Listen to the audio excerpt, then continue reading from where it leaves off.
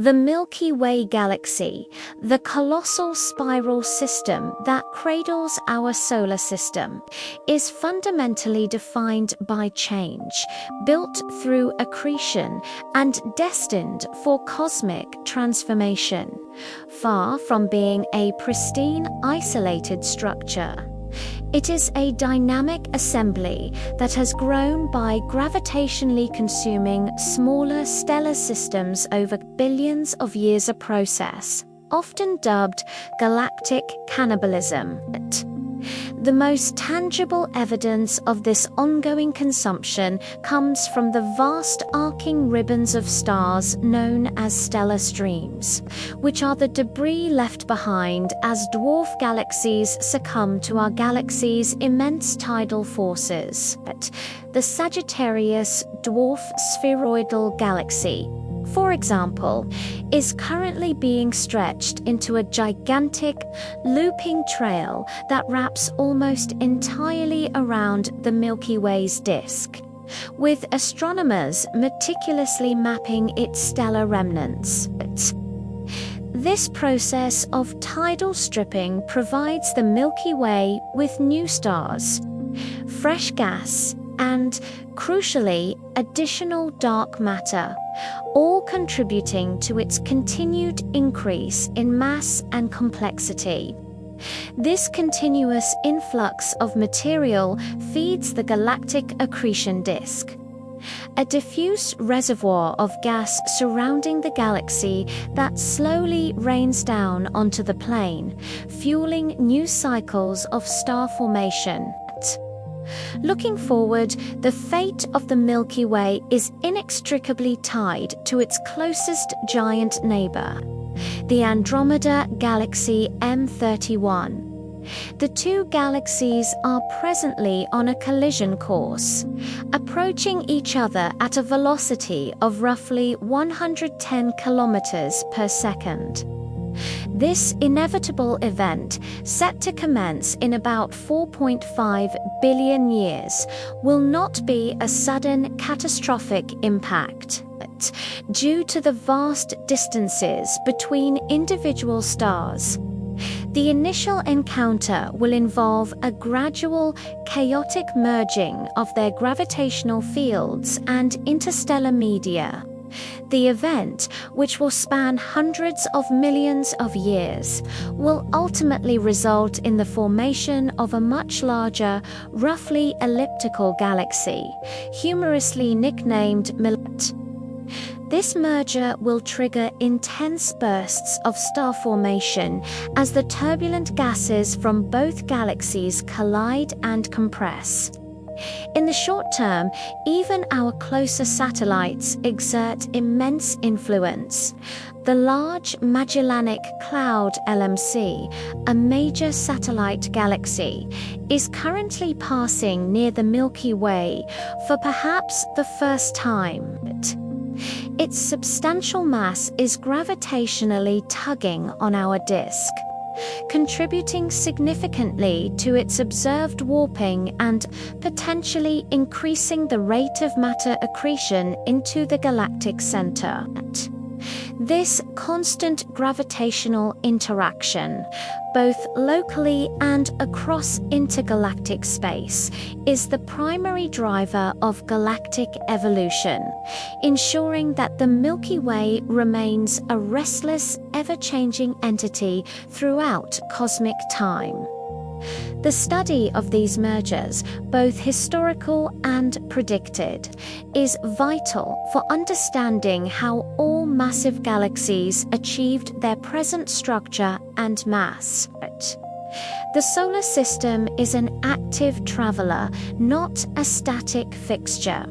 Within the grand architecture of the Milky Way, our Sun, along with its retinue of planets, is locked into a massive, nearly circular orbit around the galactic center.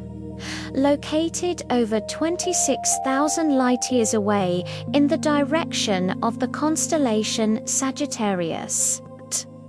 The sheer scale of this motion is staggering. The Sun is currently orbiting at an approximate velocity of 230 kilometers per second. However, the Sun's motion is not confined to a single, flat plane. While it stays generally within the galactic disk, it executes a periodic vertical oscillation, or bobbing motion, perpendicular to the plane, often referred to as z-axis movement. This motion is caused by the gravitational influence of the dense concentration of matter, both visible and dark, in the disk.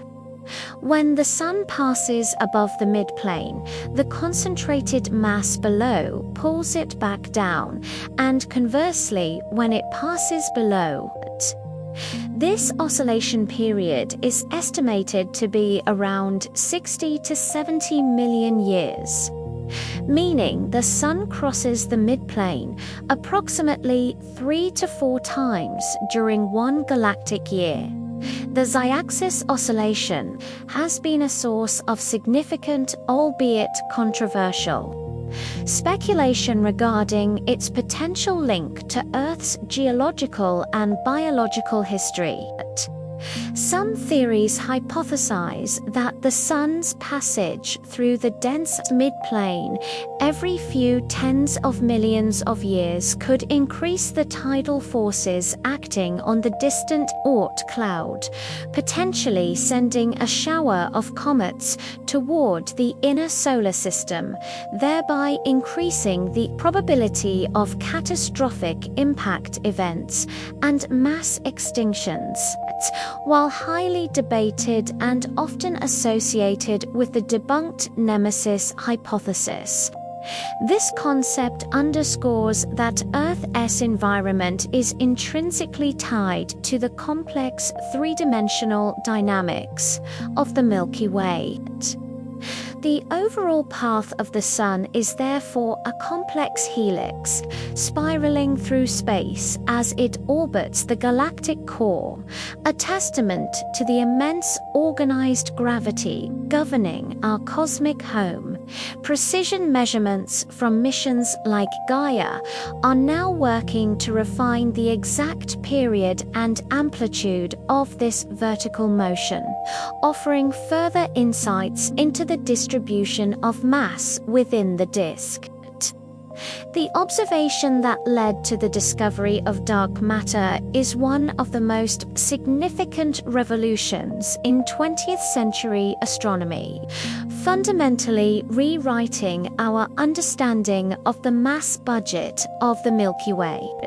According to classical physics, the rotational velocity of stars and gas in a spiral galaxy should decrease with increasing distance from the center, mirroring the Keplerian motion seen in our solar system, where Mercury orbits faster than Neptune. This decrease should follow the distribution of visible, luminous matter stars, gas, and dust. However, pioneering work by astronomers, notably Jan Oort in the 1930s and later definitively by Vera Rubin and Kent Ford in the 1970s, revealed a profound anomaly. The galactic rotation curve is almost perfectly flat, meaning stars in the extreme outer regions of the disk orbit just as fast as those closer to the center. This observation is physically impossible unless there is a tremendous amount of unseen, non-luminous mass providing the extra gravitational pull.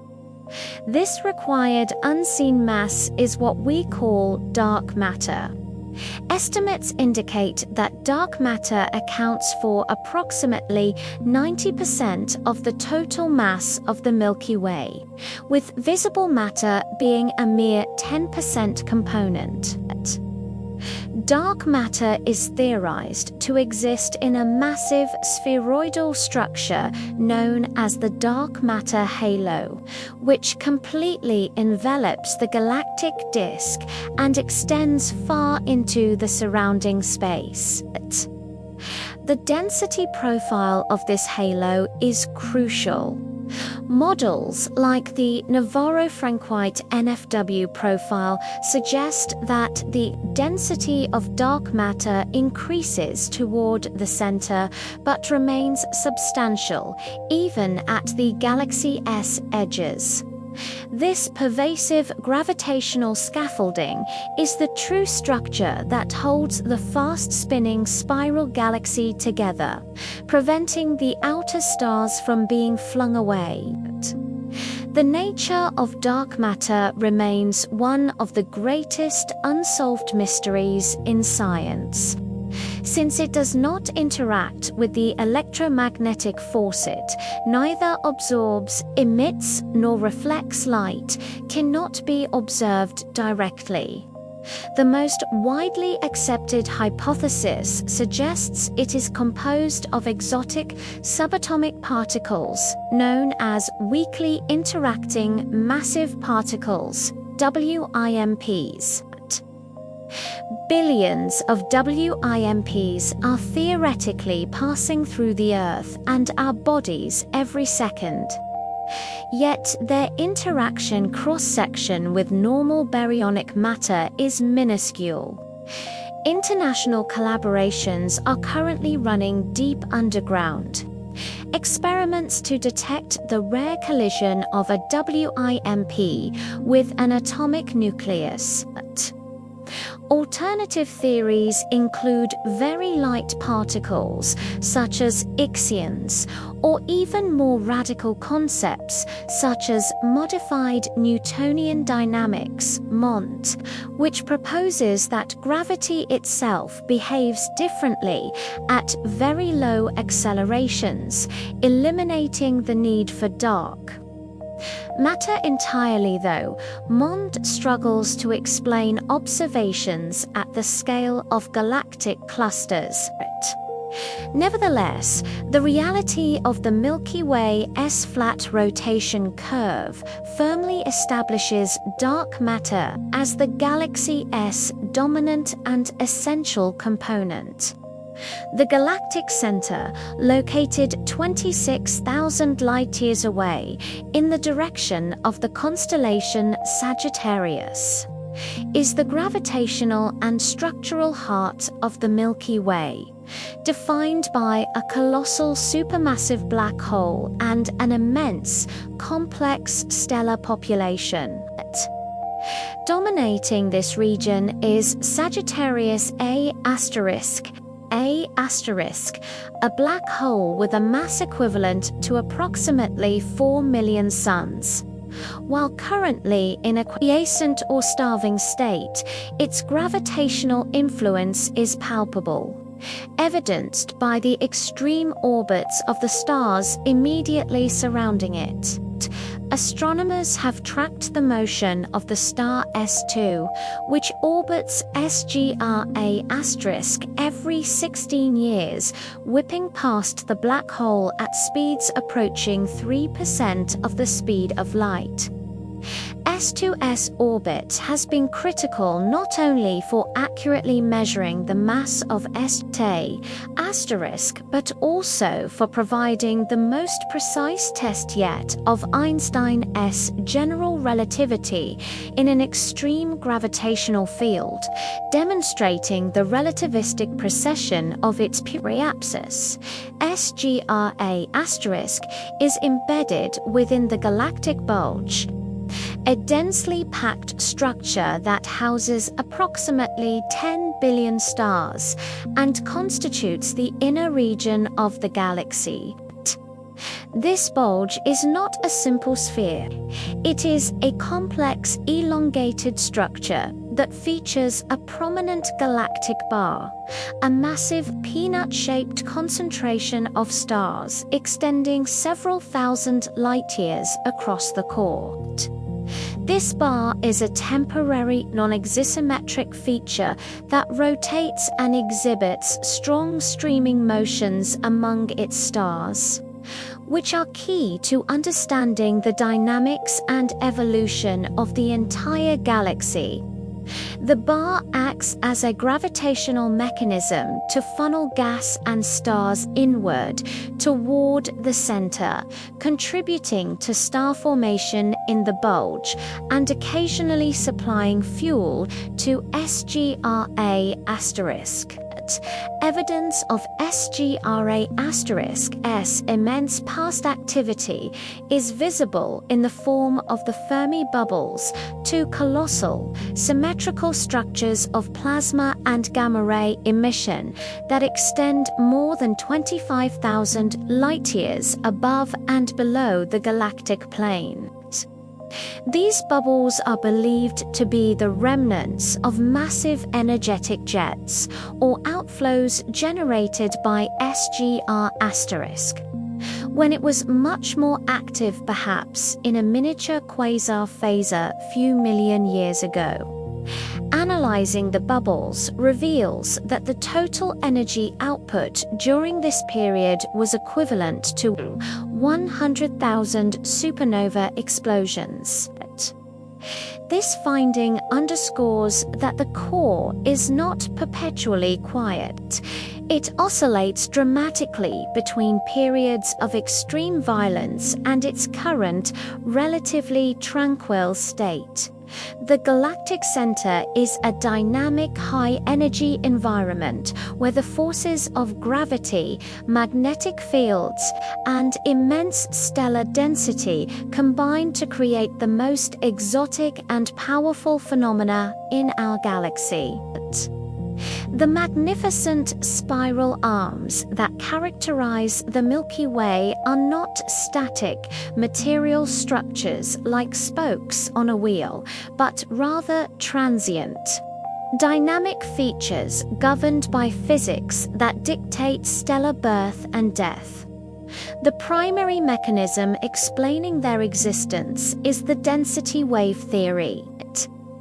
This theory posits that the spiral arms are standing waves of enhanced density that propagate slowly around the galaxy, moving independently of the stars and gas that pass through them, much like a traffic jam on a highway. As interstellar gas and molecular clouds enter a spiral arm, the dense region, they are compressed. This sudden increase in density and pressure triggers the rapid collapse of the molecular clouds, initiating intense bursts of star formation, because the most massive, brightest stars are extremely short-lived, lasting only a few million years. They are born, burn fiercely, and die within the arm before they can orbit out of the dense region. Their intense blue light and the surrounding ionized hydrogen gas H2 regions visually trace the spiral pattern. Conversely, the older, dimmer stars pass through the density wave relatively unimpeded, moving in and out of the arms over their long lifetimes. This continuous cycle of compression, birth, and death makes the spiral arms stand out as luminous, blue-tinged features against the background of the older, yellowish stellar disk. While early models suggested the Milky Way was a grand design spiral with 4 major arms, more recent infrared and radio observations, particularly those mapping neutral hydrogen gas and star-forming regions, suggest our galaxy is actually dominated by 2 major spiral arms originating from the ends of the galactic bar, with several minor spurs and fragments confirming the complexity of the structure. Our solar system S location further complicates mapping. We are situated in a relatively small feature called the Orion Spur, or Orion Cygnus Arm, a minor offshoot or bridge located between the Perseus Arm outward and the Scutum Centaurus Arm inward. Our location in this quiet spur, away from the intense star formation and frequent supernova of the major arms, is considered highly beneficial for the sustained evolution of life on Earth. Modern mapping techniques rely heavily on radio astronomy using natural cosmic microwave lasers and the 21 cm emission line of neutral hydrogen to accurately measure the distance and velocity of gas clouds, providing the precise three-dimensional data necessary to decode the complex winding geometry of the Milky Way spiral pattern. The spiral arms are thus spectacular manifestations of gravitational instability, driving the star formation engine of the galaxy. The history of the Milky Way is not recorded on stone tablets, but etched into the elemental composition and orbital paths of its oldest stellar populations. The field of galactic archaeology uses these ancient stars as cosmic fossils to reconstruct the sequence of events that led to the galaxy's current structure.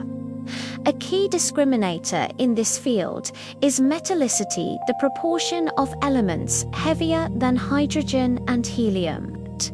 The very first stars to form in the universe, the theoretical population 3 stars, were metal-free, composed only of hydrogen and helium. While none have been definitively found, their violent deaths through supernova explosions enriched the primordial gas cloud, setting the stage for subsequent generations. The oldest stars we do observe belong to population 2, characterized by very low metallicity. These stars primarily reside in the large, diffuse galactic halo and in the dense globular clusters. Globular clusters are spherical agglomerations of hundreds of thousands to millions of stars, with ages typically exceeding 12 billion years, making them relics from the galaxy's earliest formation period. By studying their stellar isochronous curves that map stellar evolution on a Hertzsprung-Russell diagram, astronomers can precisely date these clusters and infer the galaxy's age. The halo also contains many individual metal-poor stars whose highly elongated and often retrograde backward orbits are clear indicators that they did not form in situ, but were captured from the smaller dwarf galaxies that the Milky Way has consumed over cosmic time. The stars of the galactic disk, including our Sun, belong to population I, which are rich in metals. This chemical stratification, a metallicity gradient, where metal content generally decreases with distance from the galactic center, provides a clear timeline of chemical enrichment. The inner bulge and disk, having undergone more continuous and intense cycles of star formation and supernova recycling, are more metal-rich than the outer disk. By meticulously mapping the metallicity and the precise three-dimensional kinematics of billions of stars using data from missions like Gaia, astronomers are uncovering distinct subpopulations of stars that trace the remnants of ancient merger events. For instance, the Gaia-Enceladus sausage structure is believed to be the stellar debris of a major dwarf galaxy that collided with the nascent Milky Way billions of years ago. These stellar populations act as indelible markers, allowing scientists to paint a detailed picture of the chaotic and cumulative process by which our magnificent spiral galaxy was assembled piece by piece. The outer regions of the Milky Way's halo are far from a quiet, empty void. They are a turbulent realm marked by the ongoing destruction of smaller galactic systems. The powerful tidal forces exerted by the Milky Way's gravity, dominated by its invisible dark matter halo, capable of stretching and tearing apart any nearby satellite, galaxy, or star cluster that ventures too close to the gravitational well. This process, known as tidal stripping or tidal disruption, results in the formation of long, diffuse trails of stars called stellar streams. These streams are the skeletal remains of devoured systems, tracing the orbits of their now defunct parent galaxies. They are perhaps the most compelling visual evidence of the galaxy's active accretion history. The most famous example, the Sagittarius stream, is the debris of the Sagittarius dwarf spheroidal galaxy. This galaxy has been on a destructive, spiraling plunge toward the Milky Way for billions of years. And its stars now form an enormous, complex loop that encircles our entire galactic plane multiple times. Similarly, many of the Milky Way's globular clusters, once compact and stable, are now shedding their outer stars due to tidal forces, leaving behind faint tidal tails that stretch along their orbital paths.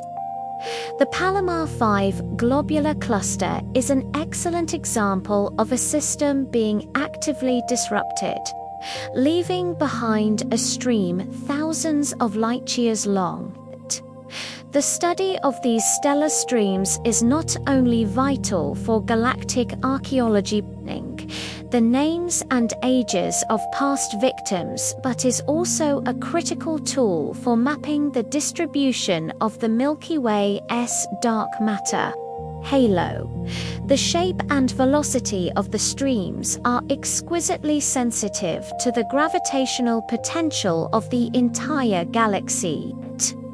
Any subtle irregularities or wiggles within a stellar stream can be interpreted as the gravitational tug of unseen dark matter, surpassing smaller, localized clumps of dark matter that populate the greater halo.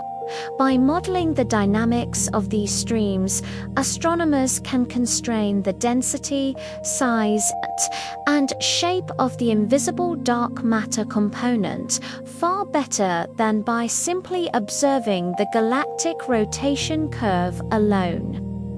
Furthermore, the chaotic gravitational mixing caused by these infilling stellar systems plays a role in the heating and thickening of the Milky Way's disk over time, demonstrating that the destruction of small systems has profound and lasting consequences for the structure of the host galaxy itself. The continuous, violent, yet indispensable cycle of stellar birth and death is the process that drives the chemical evolution and structural organization of the Milky Way. Stars are born in the coldest, densest environments in space, the hearts of giant molecular clouds, GMCs, which are vast reservoirs of cold molecular hydrogen and dust. The formation process begins when a region within a GMC achieves a critical mass and density known as the genes instability, often triggered by an external pressure wave from a nearby supernova. a stellar wind, or the passage through a spiral arm. Once instability is reached, gravity overwhelms internal pressure, leading to a rapid gravitational collapse. This contraction heats the central core until thermonuclear fusion of hydrogen into helium ignites, marking the birth of a main sequence star.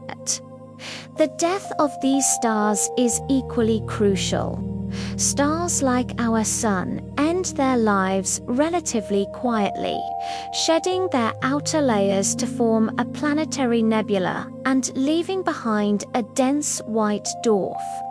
However, the most massive stars, those greater than 8 solar masses, meet a catastrophic end in a core collapse supernova type 2. When the core runs out of fuel, it collapses under its own immense gravity in a matter of milliseconds, leading to a rebound shock wave that tears the star apart. This explosion is one of the most energetic events in the universe, briefly shining with the luminosity of an entire galaxy. Supernova are the galaxy's ultimate recyclers and chemical factories. They are responsible for a process called nucleosynthesis, specifically the R process rapid neutron capture, which creates almost all the elements heavier than iron, including gold, uranium, and platinum. The supernova shockwave blasts these newly synthesized heavy elements back into the interstellar medium, ISM. This process of enrichment is vital. The early universe only had hydrogen and helium, but successive generations of supernova explosions have increased the galaxy's metallicity, providing the necessary heavy elements for the formation of rocky planets like Earth and the complex organic molecules required for life. The presence of elements like carbon, oxygen, and silicon in our solar system is a direct result of these long-ago stellar deaths. Thus, every element in our bodies heavier than helium was forged inside a dying star, underscoring the deep, material connection between ourselves and the galaxy's violent, yet life-giving, stellar cycle. While the majority of stars maintain orderly low-velocity orbits within the galactic disk, the Milky Way is home to a population of extreme outlier stars and planets that have been violently ejected from their birthplace, traveling at astonishing speeds or on highly unusual trajectories. The most dramatic examples are the hypervelocity stars HVSs, which are traveling so fast up to 700 kilometers per second that they are effectively unbound from the Milky Way's gravity and are destined to escape into intergalactic space. The mechanism for their creation almost certainly involves the supermassive black hole SGR** at the galactic center. The accepted theory suggests that an unlucky binary star system ventures too close to SGRA*. The immense tidal forces of the black hole disrupt the pair, gravitationally capturing one star while simultaneously accelerating the other star to an extreme. Velocity in the opposite direction of gravitational slingshot, known as the Hill's mechanism. Astronomers map the trajectories of these HVSs backward in time to pinpoint their origin near SGRA*. Their existence provides a direct, measurable consequence of the extreme physics and gravitational power concentrated at the galactic core. Beyond the HVS's, other populations exhibit peculiar dynamics. Many stars in the galactic halo and some in the disk possess retrograde orbits, meaning they orbit the galactic center in the opposite direction to the majority of disk stars. These stars are almost universally the remnants of smaller dwarf galaxies that were absorbed by the Milky Way. Their retrograde motion is a preserved fossil of their original system's orbital momentum before they were tidally stripped. Additionally, astronomers have concluded that the galaxy likely contains a vast, invisible population of rogue planet worlds that have been gravitationally ejected from their parent star systems. These planets wander the interstellar medium unattached to any star, heated only by their own internal thermal energy. The total number of these rogue planets could potentially exceed the number of stars in the galaxy, dramatically expanding the concept of a habitable world to include these isolated, dark outcasts. The presence of these outliers showcases the violent and disruptive processes inherent in both stellar system formation and galactic evolution. The seemingly empty space between stars is in fact filled with the interstellar medium ISM, a complex multi-phase fluid of gas, dust, and magnetic fields that is the lifeblood of the Milky Way. The ISM is the material from which stars are born and the repository for the elements released when stars die. It is highly structured and inhomogeneous, existing in three main temperature phases. The cold, neutral medium CNM, which includes the dense molecular clouds where stars form $100 text K $, the warm, neutral ionized medium WIM. The more diffuse gas that fills the disk, $104 text K $, and the hot ionized medium HIM, the superheated plasma found in superbubbles and the halo. $SIM 106 text K $, often heated by supernova shock waves.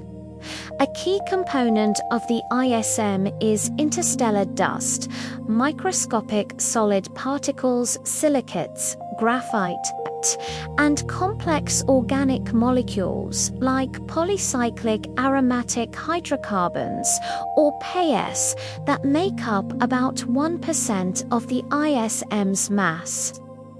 This dust is critical because it shields gas clouds from destructive ultraviolet radiation, allowing them to cool enough to collapse under gravity and form stars. Crucially, the dust is responsible for extinction, the obscuring of visible light from distant stars, which limits our optical view of the galactic center and far side of the disk. However, this dust glows brightly in the infrared, allowing it to be mapped by infrared telescopes like WISE and SET. The Milky Way is not a solitary figure in the universe, but the dominant member of a small, gravitationally bound cluster of galaxies known as the Local Group. This group is defined by its two major spiral galaxies, our own Milky Way and the slightly larger and more massive Andromeda galaxy M31. The Local Group spans an approximate diameter of 10 million light-years and is home to over 50 confirmed galaxies, most of which are small, faint dwarfs, spheroidal or irregular galaxies orbiting one of the two giants. The entire group shares a common center of mass and is separated from other galaxy groups by vast cosmic voids. The relationship between the Milky Way and Andromeda is one of both dominance and destiny. M31 is roughly 2.5 million light-years away, and while it is about 1.5 times more massive than the Milky Way, both are on a collision course. Their gravitational interaction currently dominates the kinematics of the entire local group. The third largest member is the Triangulum Galaxy M33, a spiral about 3 million light-years away, which is likely a satellite of M31. The majority of the remaining galaxies are dwarf systems, many of which are in the process of being tidally stripped by the gravitational pull of their larger hosts. The Milky Way's most significant satellites are the Large Magellanic Cloud LMC and the Small Magellanic Cloud SMC, two irregular dwarf galaxies visible primarily from the southern hemisphere. Recent analysis suggests that these clouds are massive enough to have a significant gravitational influence on the Milky Way's outer disk, contributing to its warp. Furthermore, their rapid high-velocity motion suggests that they may have only recently fallen into the Milky Way's gravitational sphere of influence, potentially making this their first close pass. This gravitational tugging has recently caused a powerful wave of dark matter to slosh across the galactic plane. Looking at the long-term future, the local group itself is not at rest. It is being pulled toward the much larger Virgo supercluster, which is itself moving toward the immense distant concentration of mass known as the Great Attractor. The local group is therefore a hierarchical structure, representing a crucial step in the universe's organization of matter from small clumps to galaxy clusters. And its overall motion reflects the gravitational topography of the cosmos. To truly map and understand the Milky Way requires shedding the limitations of the human eye and embracing the full electromagnetic spectrum. The visible light we perceive is overwhelmingly dominated by the obscuring effect of interstellar dust, which absorbs and scatters light, creating a dense curtain that hides the galactic center and the far side of the disk. To quantify this effect, astronomers use the extinction curve, which shows that dust absorbs blue light much more effectively than red light, causing distant objects to appear redder than they actually are. This necessitates the use of wavelengths that can penetrate the dust. Infrared astronomy is indispensable for this task. Longer infrared wavelengths pass largely unimpeded through the dust clouds. Near-infrared observations reveal the distribution of cold stars, allowing astronomers to accurately map the shape of the galactic bulge and the bar structure without the visual hindrance of dust. Mid- and far-infrared light traces the thermal glow of the dust itself and the surrounding gas heated by newly formed stars, allowing scientists to pinpoint active star-forming regions that are completely invisible in optical light. Moving to the radio regime, specific wavelengths allow us to probe the gas that constitutes the majority of the Crucially, the 21 cm line emission from neutral atomic hydrogen is totally unaffected by dust. Since hydrogen is the most abundant element, mapping this emission line allows astronomers to chart the large-scale structure, velocity, and spiral arm patterns of the entire Milky Way disk, even those parts hidden from optical view.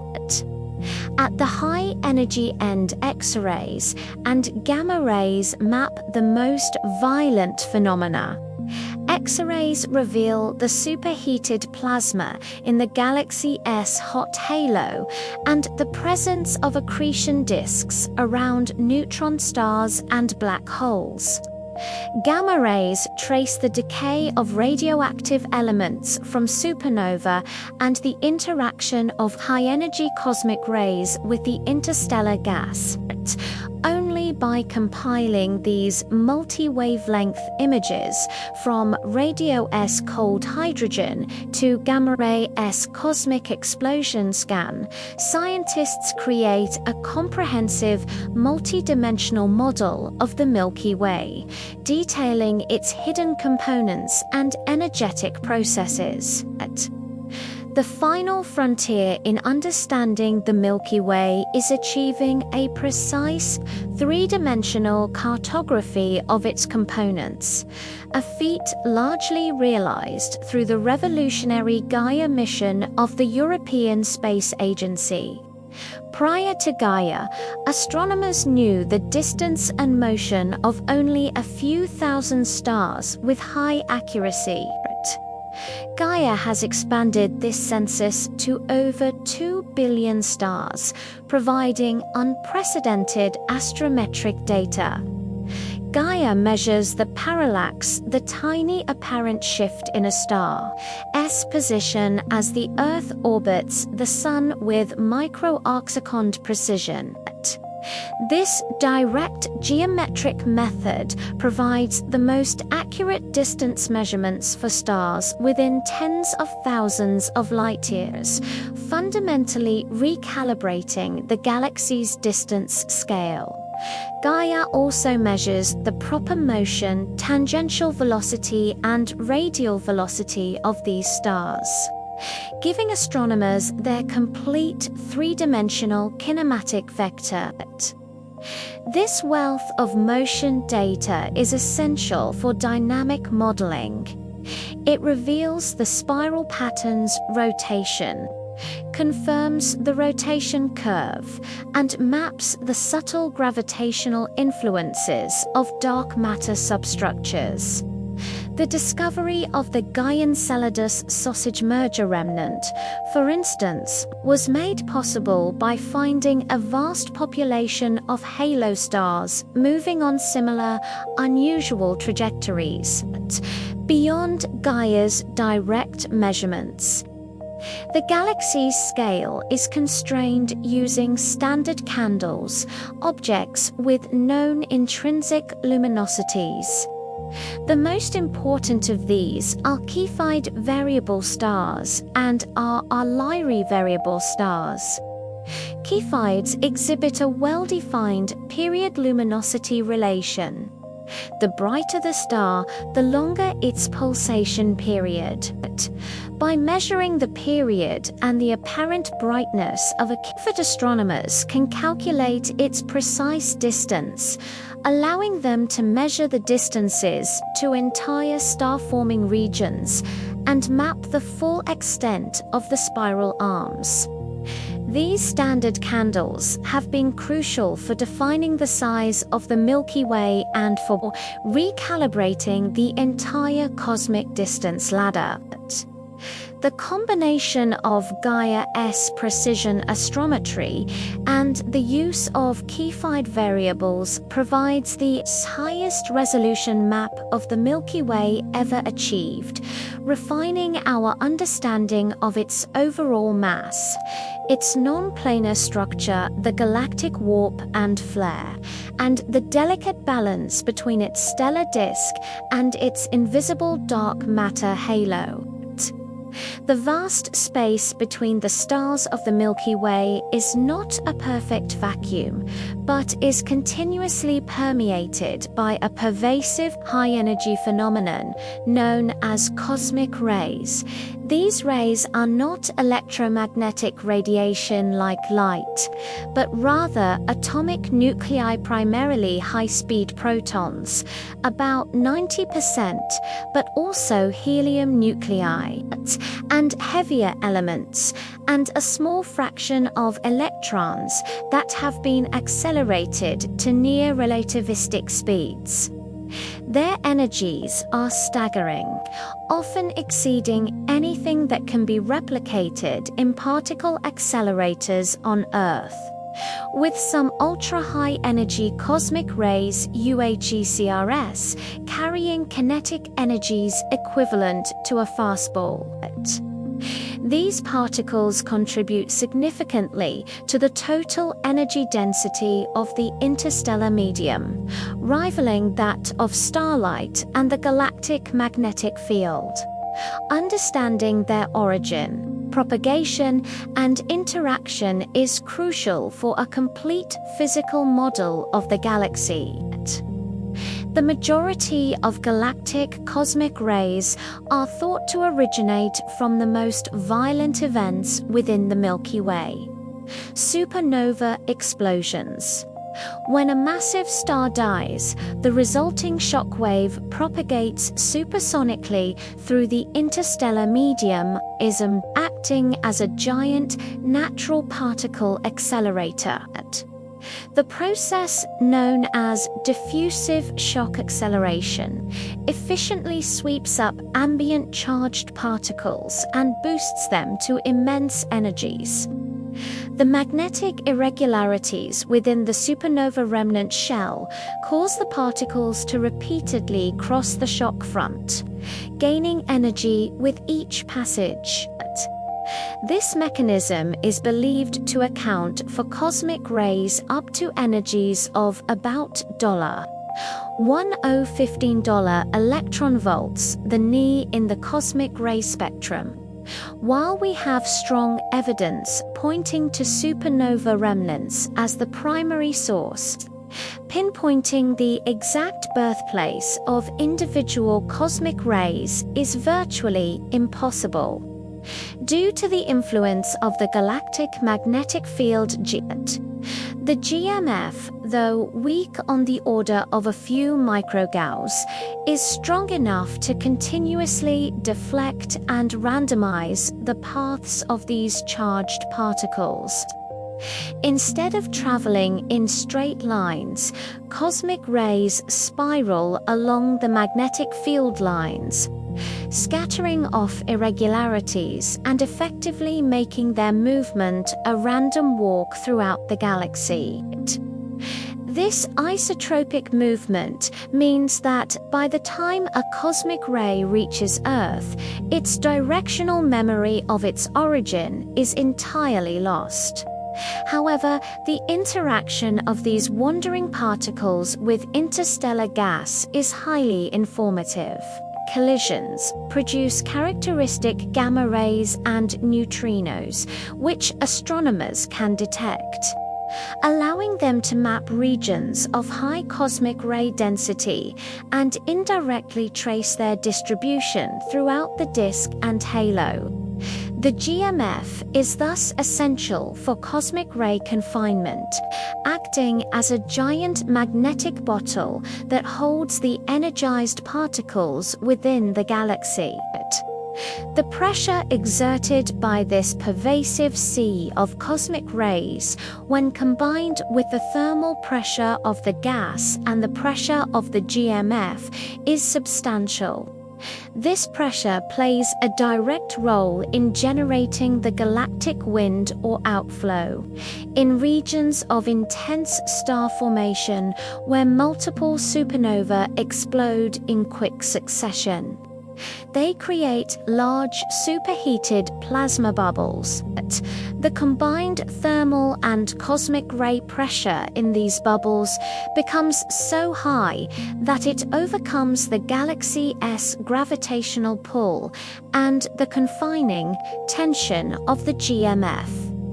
This forces gas, enriched with newly synthesized heavy elements, to stream out of the galactic disk and into the halo, forming a powerful bipolar flow.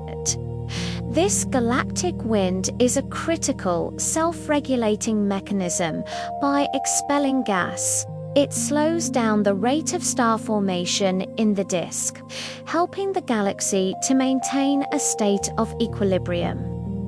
The aforementioned Fermi bubbles are a grand-scale schematic manifestation of a past, powerful galactic wind driven by SGRA** activity. The study of cosmic rays is therefore inextricably linked to the magnetic structure, energy balance, and overall evolutionary state of the Milky Way. The profound question of life beyond Earth necessitates the delineation of the Galactic Habitable Zone (GHZ), a theoretical region of the Milky Way where environmental conditions are most conducive to the emergence, sustenance, and complex evolution of biological systems.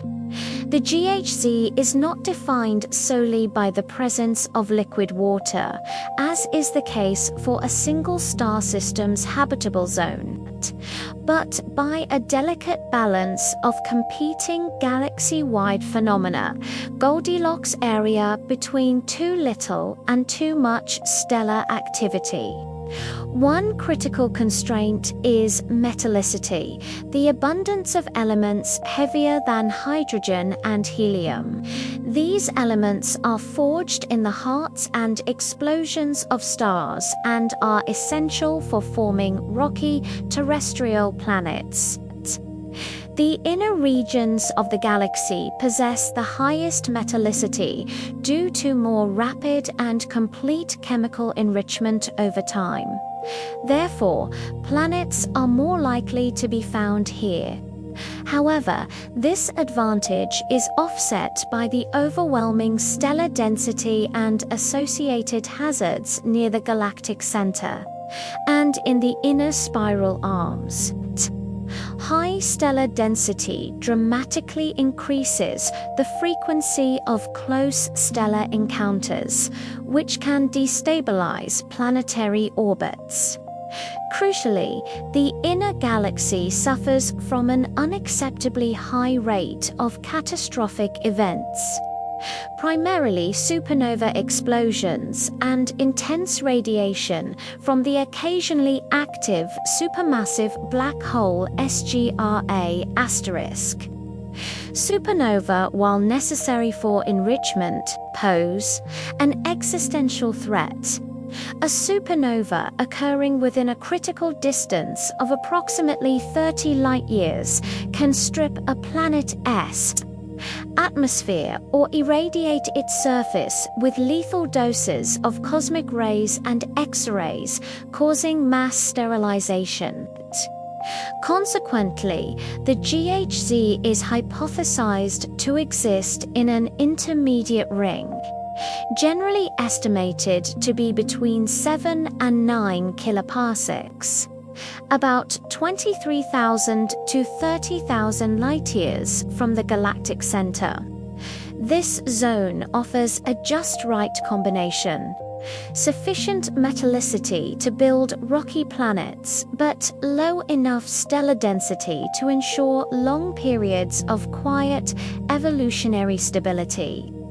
Our own solar system, situated around 8 kiloparsecs from the center in the quiet Orion Spur, lies squarely within this proposed GHZ.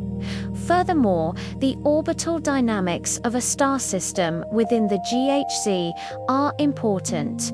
The Sun's nearly circular orbit keeps it away from the chaotic inner regions and prevents it from frequently plunging into the volatile high supernova rate environments of the major spiral arms. The search for life has broadened significantly with the discovery of thousands of exoplanets. Statistical extrapolation from Kepler and TESS data indicates that there could be tens of billions of Earth-sized planets orbiting within the habitable zone of their respective stars in the Milky Way. This astronomical number implies that even if the probability of abiogenesis, the origin of life, is exceedingly low, life should still be mathematically common. Moreover, the concept of life has expanded to include extremophile organisms that thrive in conditions previously thought impossible: high heat, intense pressure, complete darkness. This raises the possibility that the biological habitable zone is not limited to surface water but includes environments, like the subsurface oceans of icy moons like Europa and Enceladus, or the internal heat reservoirs of free-floating rogue planets. The next phase of the search involves using the James Webb Space Telescope (JWST) and future observatories to search for atmospheric biosignatures, chemical anomalies, such as high levels of methane or oxygen that strongly indicate biological activine planets located within the strategically defined galactic habitable zone. Conducting a precise census of the Milky Way stellar population is an endeavor fraught with astronomical difficulty, yet it is fundamental to contextualizing the scale of our universe. The commonly cited figure of 200 to 400 billion stars represents a vast margin of error, primarily driven by three core uncertainties: the dominance of dim stars, the obscuring effect of interstellar dust, and the unknown population of failed stars. The distribution of stellar masses follows the initial mass function IMF, a statistical law that dictates that for every massive, bright, and easily observed star like the Sun, there are exponentially more smaller, dimmer, and less detectable stars. The dominant stellar type in the Milky Way is the red dwarf M dwarf. These stars, which burn hydrogen so slowly that they can live for trillions of years, constitute up to 3/4 of the galaxy's total stellar population. They are incredibly faint, with some emitting only a tiny fraction of the Sun's luminosity.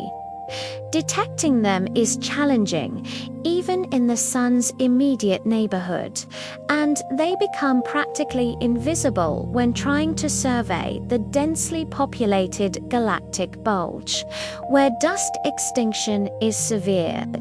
Extrapolating the true number of these pervasive, low-mass stars from the local sample to the entire galaxy accounts for the largest variability in the 200 to 400 billion estimates. Furthermore, the total mass of the galaxy, which dictates the maximum possible star count, is itself uncertain due to the unknown density profile of the dark matter halo. The census is further complicated by brown dwarfs, objects that exist in the transitional state between the largest planets and the smallest stars. water, the universal solvent and essential ingredient for all life as we know it, is not a planetary anomaly, but a chemically abundant molecule throughout the Milky Way. Its journey begins in the extreme cold of interstellar space, forming a critical component of the galaxy's hydrodynamic cycles. The raw materials for water, hydrogen, and oxygen are among the most common elements, and they readily combine on the surface of microscopic dust grains within the hearts of giant molecular clouds, GMCs, the frigid, dark reservoirs where stars are born. In these environments, water exists almost entirely as solid water ice $text H_2 text O$, forming thick icy mantles on the dust grains. These icy grains represent a significant portion of the solid mass available for planet formation. As a protostar forms and begins to heat its surrounding protoplanetary disk, the fate of the water is dictated by temperature and distance. This dynamic is governed by the snowline or ice line, the specific radial boundary where the temperature drops sufficiently, around 170 K or $ to 100 circ C $ for water vapor to condense into stable ice. In our solar system, the water snowline is located approximately $2.70 astronomical units O from the Sun, falling in the middle of the main asteroid belt. Planets forming inside this boundary, like Mercury, Venus, Earth, and Mars, accumulate primarily refractory rocky materials, as water is mostly vaporized. Planets forming outside this line, like Jupiter, Saturn, Uranus, and Neptune, incorporate vast amounts of water ice, along with other volatile ices, giving them their large mass and chemical composition. The formation of Earth, a water-rich planet that formed well inside the snowline, presents a compelling paradox solved by the mechanism of hydrodynamic delivery. The vast majority of Earth's surface water is believed to have been delivered after the planet's initial formation, during and immediately following the accretion phase. Two primary culprits are implicated: comets and carbonaceous chondrite asteroids. Comets, pristine ice balls originating from the frigid Kuiper belt and Oort cloud, contain massive amounts of water ice and were scattered inward by the gravitational migration of the giant planets. More significantly, carbonaceous chondrite asteroids, primitive rocky bodies originating from the outer regions of the asteroid belt, water-bearing, containing water locked within their mineral structures. These asteroids were scattered inward during the dynamic instability of the giant planets, a process known as the Nice model, bombarding the young Earth and effectively wetting the planet. Analysis of the isotopic ratios, specifically deuterium to hydrogen ratios, in Earth's water aligns well with the composition of these asteroid types, strongly supporting this delivery model. The universality of the snowline concept and the ubiquity of water ice in observed exoplanetary disks suggest that this hydrodynamic cyclize formation in the cold outer disk, followed by gravitational delivery to the warmer inner planet, is a common galactic process. This implies that the Milky Way is replete with the raw molecular ingredients for life. The presence of water is not the ultimate limiting factor. Rather, the critical dependency is on a planet's ability to retain that water in a liquid state for billions of years, protected within the stable environment of the galactic habitable zone, allowing the slow engine of evolution to operate. A profound and striking enigma in galactic astronomy is the current quietude of the Milky Way's core, dominated by the supermassive black hole Sagittarius A** SGRA**. With a mass of 4 million suns, SGRA** possesses the gravitational potential to be a powerhouse.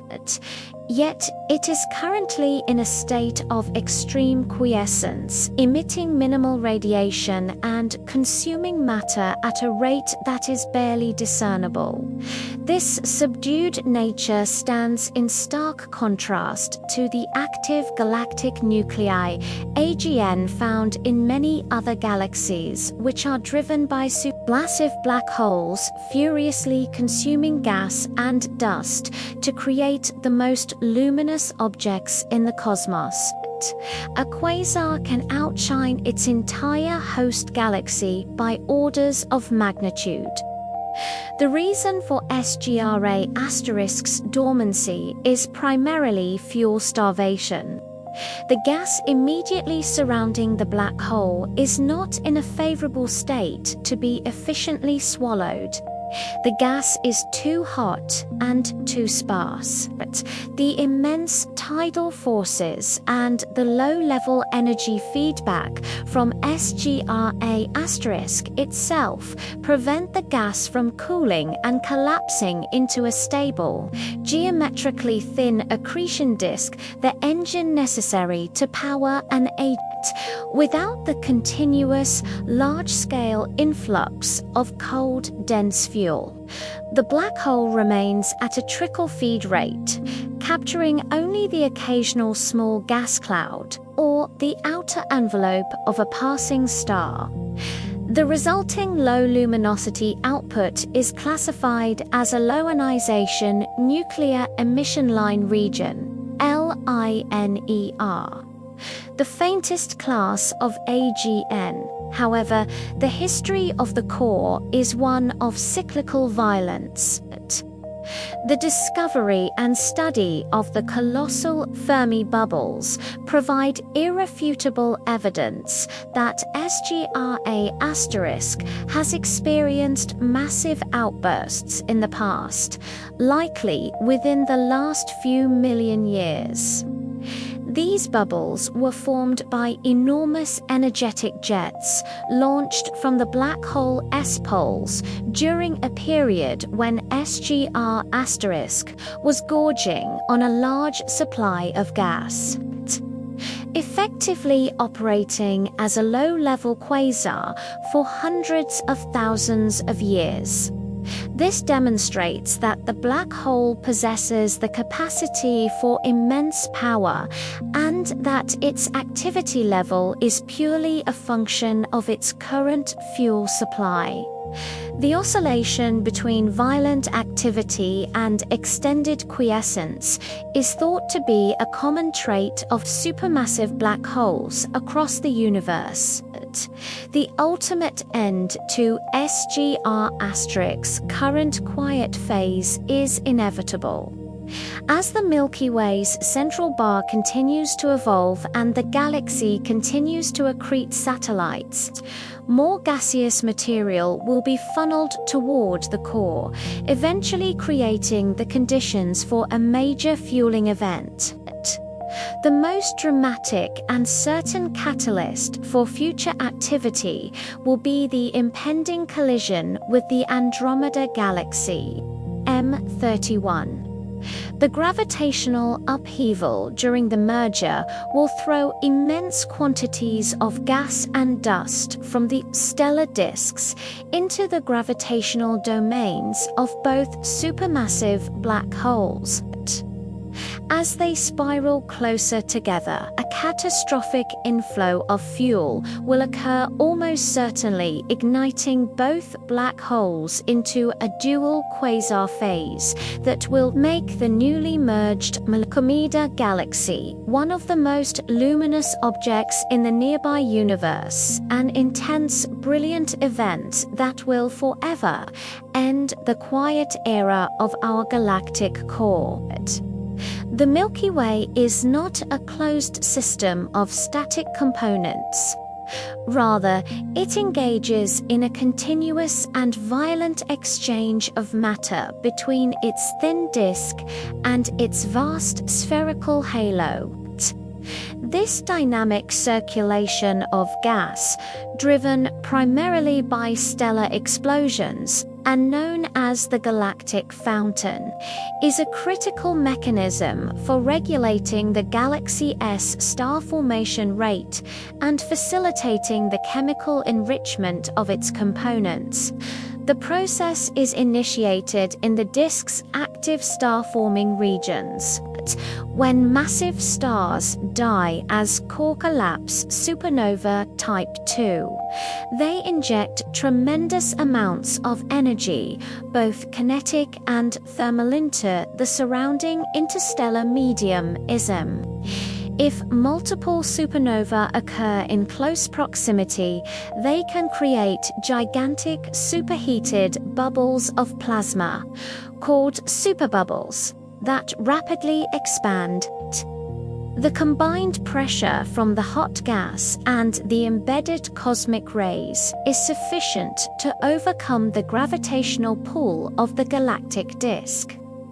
This high-velocity outflow punches through the thin disk plane, propelling the superheated, gas-enriched with freshly synthesized heavy element stands of thousands of light-years away into the halo. This material constitutes the ascending spray of the galactic fountain, often referred to as a galactic wind or outflow, which is responsible for venting the galaxy and helping to establish the hot ionized medium HIM. The HIM is a reservoir of very hot, tenuous plasma, characterized by temperatures exceeding $106 text K$, residing in the halo. Without this venting, the energy and heat would build up in the disk, suppressing further collapse and star formation. However, once the hot gas reaches the lower density and lower pressure environment of the outer halo, it begins to cool radiatively. This cooling is slow, taking hundreds of millions of years, but it is inexorable. As the gas cools, it transitions through phases, eventually condensing into cooler, denser clumps.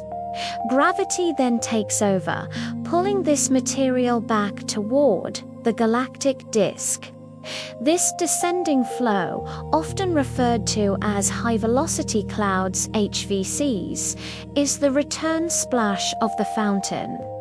These HVCs are composed of cool, neutral hydrogen gas that rains down onto the disk at high velocity. This returned gas, now slightly enriched with metals from the supernova that powered its ascent, provides fresh, cool fuel for the next generation of star formation in the outer parts of the disk. The efficiency of the galactic fountain is a crucial parameter in galaxy evolution models. If the gas cooling and return rate is too high, star formation is sustained at a fever pitch, consuming the available fuel too quickly. If the outflow is too rapid or powerful, the galaxy loses a substantial fraction of its baryonic material to intergalactic space, stunting its long-term growth. Observations of HVCs using radio telescopes that map the 21 cm hydrogen line confirm the existence and direction of these flows. Furthermore, the galactic fountain helps explain the chemical properties of the halo stars. Some of the returning gas mixes with the primordial gas of the halo, contributing to its slow chemical evolution. The fountain, therefore, is the self-regulating atmospheric engine of the galaxy, ensuring a continuous, though punctuated, cycle of matter that controls the balance between stellar birth and the necessary recycling of enriched elements. Determining the precise age of a star is one of the most challenging tasks in astronomy. Yet it is fundamental to constructing the evolutionary timeline of the Milky Way. Traditional age-dating methods, relying on stellar models and comparisons with star clusters on the Hertzsprung-Russell HR diagram suffer from significant systematic uncertainties, particularly for isolated field stars. The solution lies in astroseismology, the sophisticated technique that uses the star's natural internal oscillations, or starquakes, to probe its interior structure, much like geologists use seismic waves to probe the Earth. A star's structure, temperature, density, and chemical composition change continuously throughout its life, which affects the way sound waves propagate through its interior. These pressure and gravity waves cause the star's surface to subtly oscillate, resulting in minute rhythmic variations in brightness. By observing and analyzing the precise frequencies of these oscillations, astronomers can invert the problem and determine the star's internal properties with remarkable accuracy. Crucially, as a star converts hydrogen into helium in its core, its density profile changes, and these changes are directly reflected in its oscillation frequencies. The precise measurement of these frequency changes allows astronomers to determine the star's evolutionary state and consequently its age with uncertainties as low as 5 to 10%, a revolutionary improvement over older methods. Astroseismology has been made possible by space-based telescopes like NASA's Kepler and the ESA's CORO and TESS missions, which can measure the tiny light variations required to detect these oscillations with unprecedented precision. The technique has been particularly powerful in refining the ages of red giant branch RGB stars, which exhibit distinct global oscillations due to the conversion of hydrogen shells around an inert helium core.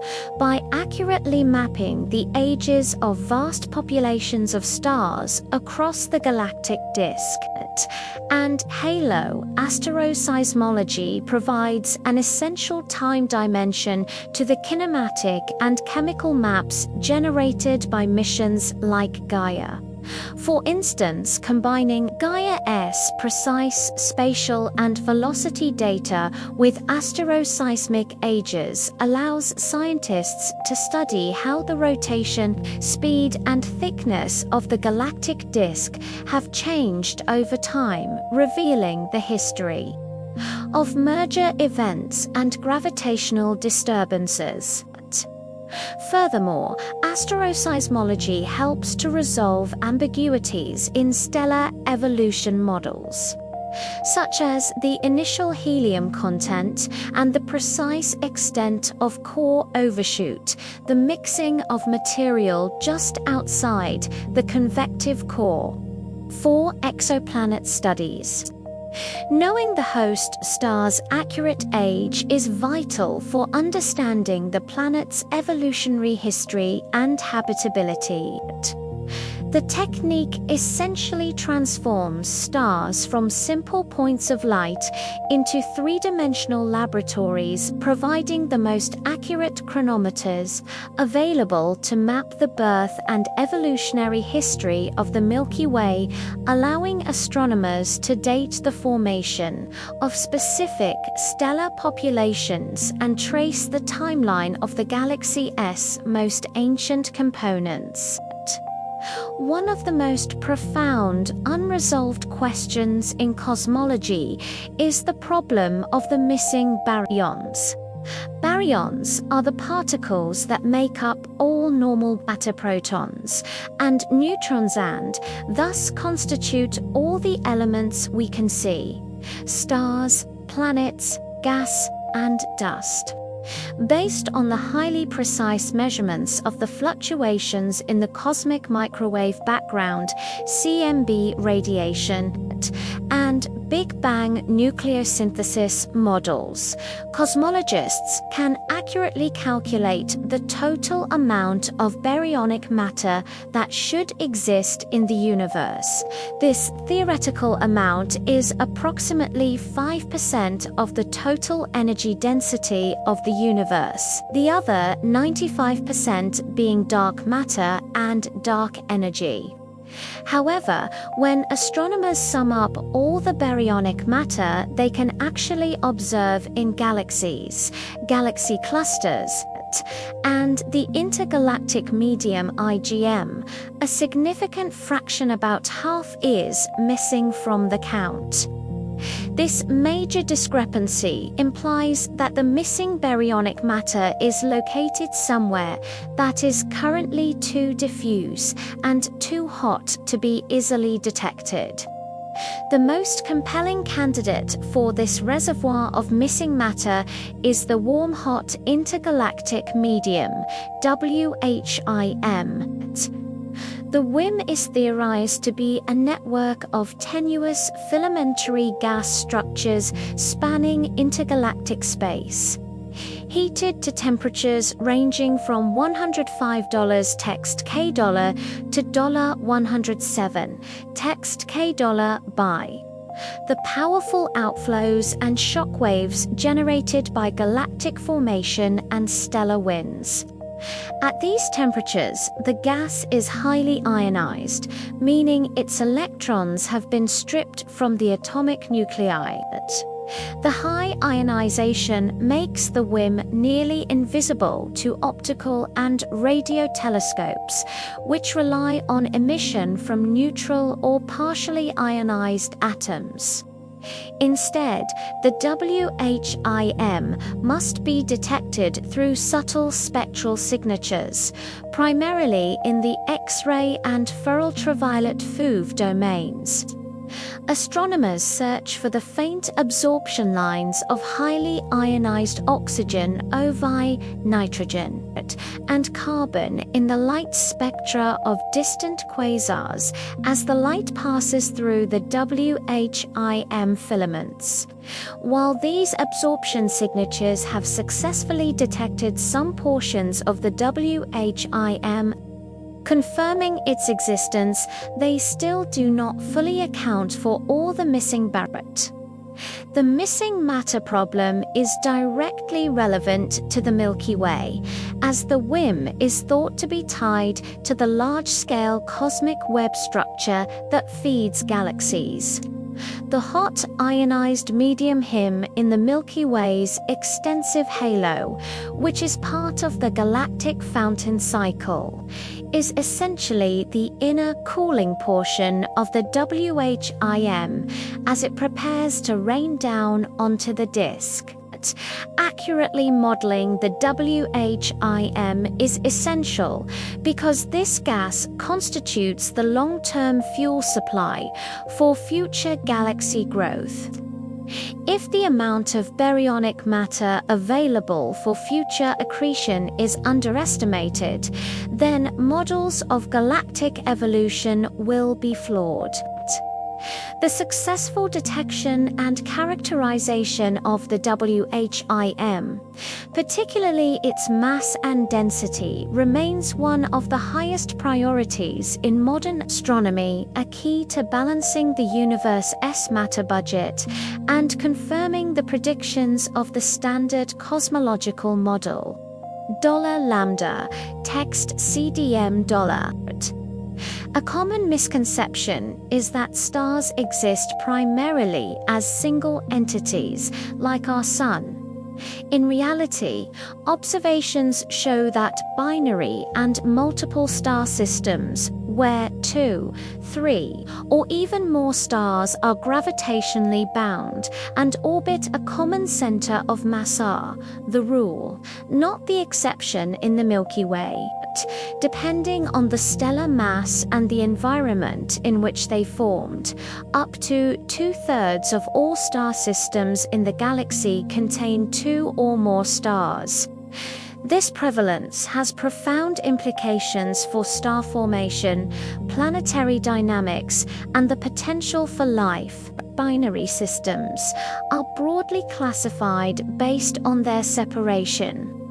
Wide binaries have large orbital periods and weak gravitational interactions, behaving almost like single stars. Close binaries have short periods, sometimes orbiting each other in a matter of hours or days, leading to intense gravitational and radiative interactions, including mass transfer from one star to its companion. The formation of these systems is tied to the fragmentation of the initial molecular cloud core. Instead of collapsing into a single core, the rotating cloud fragments into 2 or more smaller clumps that eventually form separate stars. The extreme frequency of binary formation suggests that fragmentation is a highly efficient process, often outweighing the forces that favor single collapse. The presence of multiple stars drastically complicates the dynamics of planet formation and orbital stability.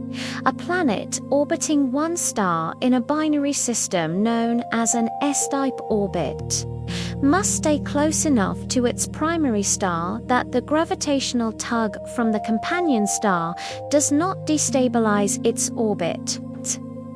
Conversely, a planet can orbit both stars in a close binary system, a P-type, or circumbinary orbit, an arrangement famously depicted in science fiction, while the gravitational environment is more turbulent. The Kepler mission has confirmed the existence of numerous circumbinary planets, demonstrating that planet formation is robust enough to occur even in these complex stellar neighborhoods. However, the presence of multiple stars shrinks the size of the habitable zone HZ, as the HZ is influenced by the combined time-varying radiation output of all stars in the system. Beyond simple binaries, complex systems involving 3, 4, or even 6 stars, multiple systems exist, though they tend to be less stable over billions of years. Triple systems often organize into a hierarchical structure, where a close binary pair is orbited by a third distant star, ensuring long-term gravitational stability. The study of these systems is critical for understanding stellar evolution, as mass transfer in close binaries can dramatically alter a star's fate, causing one star to steal mass from its companion, leading to exotic objects like X-ray binaries, or triggering the spectacular thermonuclear runaway of a white dwarf to cause a type Ia supernova. The ubiquity of multiple systems underscores the dynamic complexity of the Milky Way star population and challenges our sun-centric view of stellar and planetary architecture to truly peer through the obscuring curtains of dust that permeate the Milky Way. Astronomers must rely heavily on infrared astronomy. Infrared light, with wavelengths significantly longer than visible light, is far less scattered and absorbed by interstellar dust grains, allowing it to penetrate deep into otherwise opaque regions like the galactic center and the dense stellar nurseries.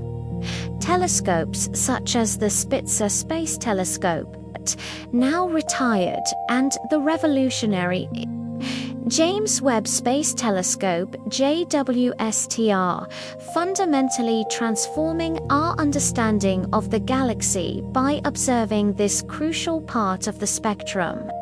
The infrared view primarily reveals two things that are hidden in visible light: cool objects and heated dust.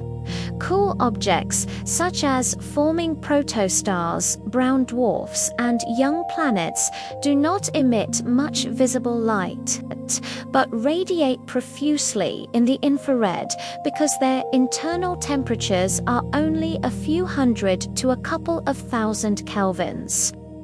This allows astronomers to see the earliest stages of stellar birth, observing protostars still deeply embedded within their molecular clouds. More critically, interstellar dust, which absorbs visible and ultraviolet light from nearby stars, re-emits this absorbed energy as thermal radiation in the infrared.